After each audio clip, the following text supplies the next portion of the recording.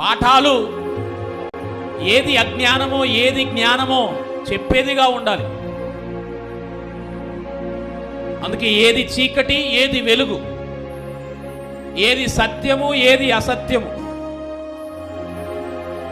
ఇదే నేర్పించడానికి ప్రభు వచ్చాడు. అందుకని ఆయన ఈ లోకములో ఆయన వచ్చినప్పుడు అజ్ఞానములో నుండి జ్ఞానంలోనికి వారికి నడిపిస్తూ ఉన్నాడు. ప్రతి సందర్భంలో ఆయన చెబుతున్నటువంటి మాట వారికి ఆశ్చర్యం కలిగిస్తాం.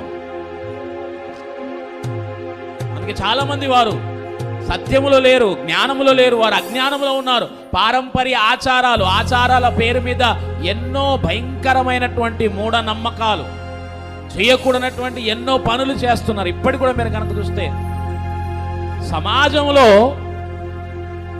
ఇంకా మన భారతదేశంలో అజ్ఞానములో ఉంటున్నటువంటి వారు చాలా మంది, కోట్ల మంది ఉన్నారు. ఇప్పటికీ ఎన్నో అనాగరికమైనటువంటి పద్ధతులు, ఆచారాలు, కానీ ప్రభు వచ్చినప్పుడు ఖండించాడు.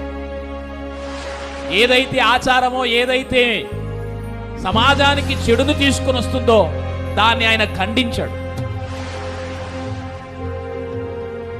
అందుకే గురువు ఎలా ఉండాలి అంటే